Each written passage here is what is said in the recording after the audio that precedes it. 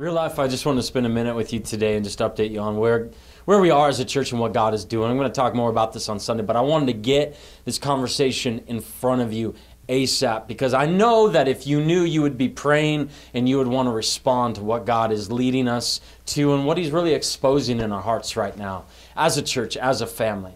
You know, the amazing amount of growth that God has brought in the last year and even in the last few months as we've walked through just a tremendous season of God's blessing, God saying, hey, real life, I want you to take care of all these people that I'm bringing to know Jesus, all these people I'm bringing to be a part of the family here. I want you to love them. I want you to take care of them. And that we view as God's blessing on us as a church. It doesn't happen like this normally. And we're blown away by what God is doing in us and through us. At the same time, it brings challenges. And you've been aware of maybe just some of the growth pains that we've all been experiencing, but there's one that's very personal, I think, for all of us right now when it comes to really where we're at financially as a church. There's challenges that we're facing right now, and I want you to know because I know you would want to know, and I really want us to really pray about, God, what's my part? What can I do about where we are right now as a church, as a family? The tremendous amount of growth is really like a family of four that's used to supporting a family of four now has 20 more people living in a house with them. And the same family of four is trying to live off the same amount of food, the same amount of resources, the same amount that they've been used to, and it just doesn't work for 20 what worked for four. And man, you would feel the cramping, you'd feel the crowding, you would in your own budget, in your own family, you would feel that weight. Well, we as a leadership team are feeling that weight, and we need you as a family to feel it with us and to really pray about how we solve this. Well, just right now, like today, we are $17,500 behind where we need to be as of kind of month end here at May. Really what that brings is the challenge of payroll for our staff, your staff, the staff that cares for, develops, supports, that loves you, that calls you, that's there at the hospital with you, that is just committed to this mission moving forward through us. I mean, those guys that are so committed, have been caring and sacrificing so much, are not going to get to support their family this month, or they're going to have to via credit or something just to kind of make up for this shortfall. And I don't think that's any of our hearts. I don't think that's your heart. I know it breaks my heart to watch all of us kind of in this spot and this pressure. But as a family, we got to do something. How did we get here? Where are we at? What's going on? These are questions that we're all asking together. And really, I could say, man, it's an amazing, fast-growing church that God has put together, and all of us have a responsibility to not only invite and help connect the new people, but also all of us learn to give of our lives and give of our finances. It's just as much a part of our spiritual growth as sharing our faith, giving financially. This thing Jesus talked about so much was our money because He knew it exposed where our hearts are at. And not many of us are giving right now financially. In fact, about 50 families are carrying 95% of the weight of what's going on here.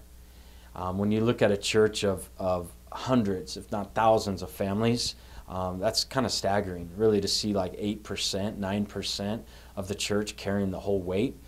You know, church, as we look at this, we just see this as really not just an isolated event or like, man, how did we get here? Is spending bad? Man, this is the leanest, like toughest, most scrappy crew of people I've ever seen in my life.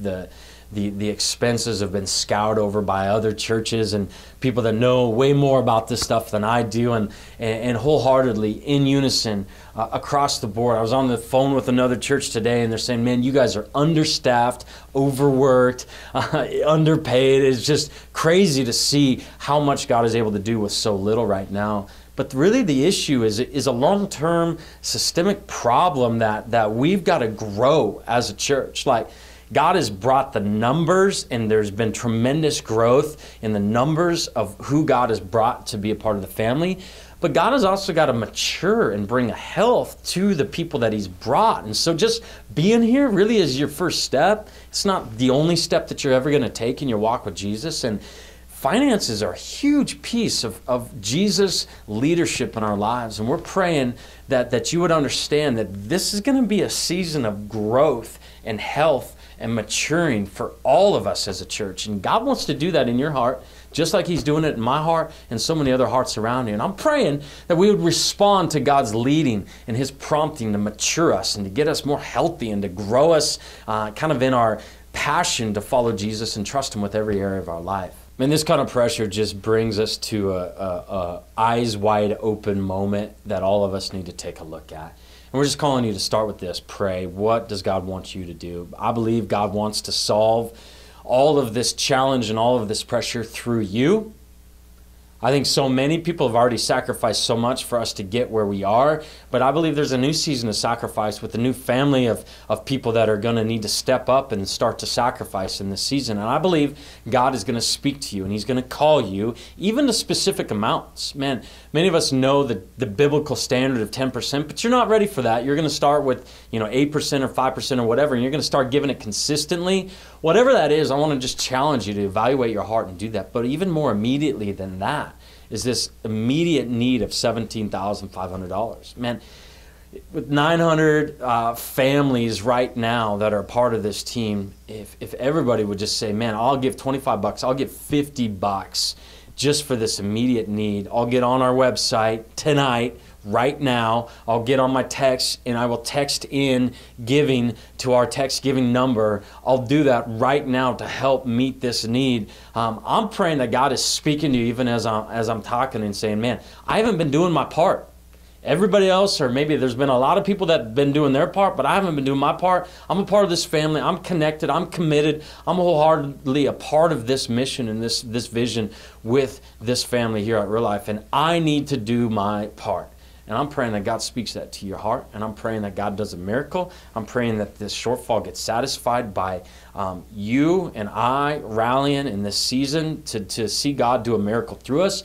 And I'm praying that consistent sacrificial giving goes through the roof this summer.